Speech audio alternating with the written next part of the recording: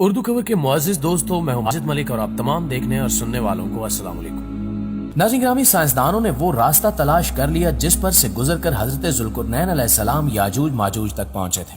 खला में मौजूद ये रास्ता क्या दूसरी दुनिया तक ले जाता है? सूरह काफ में जिन रुकावटों का जिक्र किया गया, क्या वो खला में मौजूद हैं? गैर मुस्लिम साइंसदानों ने जब अपनी तहकीक को सूरह काफ के आईने में परखने की कोशिश की तो उन पर कैसे कैसे राज अफशा हुए, ये सब कुछ जानने के लिए इस वीडियो को आखिर तक जरूर देखिएगा। तो दोस्तों, सूरह काफ की आयत नंबर 92 और 93 में जिक्र है, यहाँ तक कि जब दो रुकावटों के दरमियान पहुंचा तो इन दोनों रुकावटों के करीब एक ऐसी कौम को देखा जो बात नहीं समझ सकती थी। ये हजरत ज़ुल्कुरनैन के सफर के बारे में है, जिसमें एक लफ्ज अल-सदीन आया है जिसका मतलब कोई बैरियर या रुकावट है, लेकिन कुछ लोग इसे पहाड़ समझते हैं, मगर हकीकत में ये पहाड़ नहीं हो सकता। अब इसका मतलब पहाड़ क्यों नहीं हो सकता, इसके बारे में सूरह यासीन की आयत नंबर 9 में जिक्र है। और हमने उनके सामने एक रुकावट बना दी और इनके पीछे भी एक रुकावट है, और फिर हमने इन्हें ढांक दिया है कि वो देख नहीं सकते। सूरह यासीन में भी यही लफ्ज इस्तेमाल हुआ है जिसका मतलब एक बैरियर है। तो ऐसे में सूरह काफ में ये लफ्ज एक पहाड़ कैसे हो सकता है? एस्ट्रोनॉमी यानी फल्कियात में अल-सदीन का मतलब निबोला है, जो किसी कहकशां की गर्द और गैस पर मुश्तमिल खित्ता होता है। यहाँ हजरत ज़ुल्कुरनैन इस सयारे पर पहुंच गए थे जो दो निबुलास के दरमियान में मौजूद था, और ये दोनों साइडों पर डबल हीलिक्स निबुला हो सकता है जो हमारी कहकशां में मौजूद है। इसके बाद सूरह काफ की आयत नंबर 94 में है, उन लोगों ने कहा ज़ुल्कुरनैन याजूज और माजूज जमीन में फसाद करते हैं, भला हम आपके लिए खर्च का इंतजाम कर दें कि आप हमारे और इनके दरमियान एक बैरियर यानी रुकावट खींच दें। दोस्तों, इस आयत में एक बार फिर सद्दन का लफ्ज आया है। इस सयारे के लोगों ने हजरत ज़ुल्कुरनैन को याजूज माजूज से बचाने के लिए एक बैरियर बनाने का कहा था।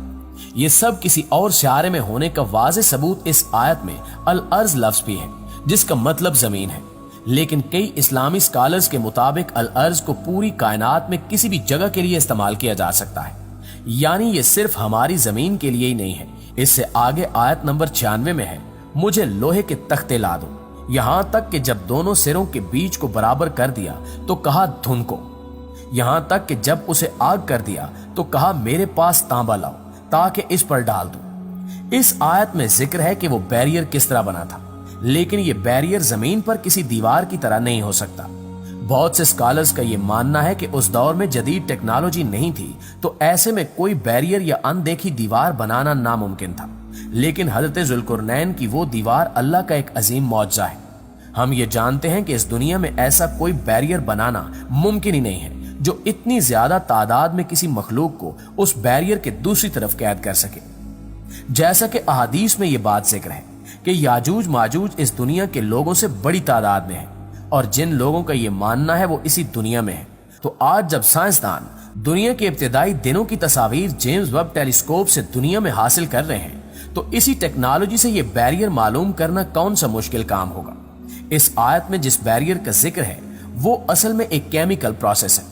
गर्म लोहा एक जबरदस्त कैटलिस्ट है, जिसका मतलब एक ऐसा मादा जो दूसरे मादों में कीमियाई तब्दीलियां पैदा करता है, और ये गर्म लोहा पिघले हुए तांबे से रिएक्शन करके मीथेन और हाइड्रोजन गैसेस बनाता है, जो दो भड़क उठने वाली गैसें हैं।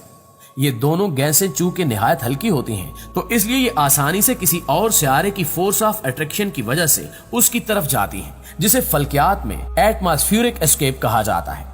यही वो गैसें थीं जिनको हजरत ज़ुल्कुरनैन अलैहिस्सलाम ने याजूज माजूज के सयारे के गिर्द बनाया, जिससे इन लोगों को याजूज माजूज से निजात मिली। नाज़रीन, ये भी मुमकिन है कि जो बैरियर याजूज माजूज के लिए बनाया गया है उससे याजूज माजूज सितारों की रोशनी को नहीं देख सकते। इसके बारे में इस हदीस पाक में वज़ाहत मौजूद है कि हजरत अबू हुरैरा रज़ियल्लाहु ताला अन्हु बयान करते हैं कि नबी करीम सल्लल्लाहु अलैहि वसल्लम ने फरमाया, बेशक याजूज माजूज इसे रोजाना खोदते हैं, यहाँ तक कि जब वो उस सुराख से सूरज की शुआएं देखते हैं तो इनका सरदार कहता है कि वापस चलो, बाकी कल खोदेंगे, तो अल्लाह ताला उसे पहली हालत से भी ज्यादा सख्त कर देता है, हत्ता कि जब इनकी मुद्दत पूरी हो जाएगी। ये हदीस इस बात को तकवीयत देती है कि वो बैरियर गैसों से बना हुआ है, क्योंकि कोई कंक्रीट या लोहे की दीवार सूरज की रोशनी को नहीं रोक सकती, और ना ही इतनी तादाद में याजूज माजूज को रोक सकती है। अब हमारी जमीन दिन ब दिन याजूज माजूज के सयारे की तरफ बढ़ रही है, और जिनका अगला टारगेट हमारा सयारा यानी जमीन होगा, और जब अल्लाह की मर्जी होगी वो इस बैरियर से बाहर आकर इस दुनिया में तबाही मचा देंगे। अब आखिर में उन अहादीस का जिक्र करते हैं जो इस बात को तकवीयत देती हैं कि याजूज माजूज किसी और सियारे पर मौजूद है। नाज़रीन ग्रामी, तिबरानी में है कि हुजूर अकरम सल्लल्लाहु अलैहि वसल्लम फरमाते हैं, याजूज माजूज हजरत आदम अलैहिस्सलाम की नस्ल से हैं। अगर वो छोड़ दिए जाएं तो दुनिया की मुआश में फसाद डाल दें। एक एक अपने पीछे हजार हजार बल्कि ज्यादा छोड़कर मरता है। फिर इनकी 3.25 उम्मतें और हैं, तावील, मारस और मनसब। निसाई में है कि इनकी बीवियां अपने पीछे हजार हजार बच्चे बल्कि ज्यादा छोड़कर मरती हैं। इन अहादीस के बारे में कहा जाता है कि इनकी रिवायात कमजोर है, लेकिन आज तक कोई ये दावा नहीं कर पाया कि ये अहादीस दुरुस्त नहीं है।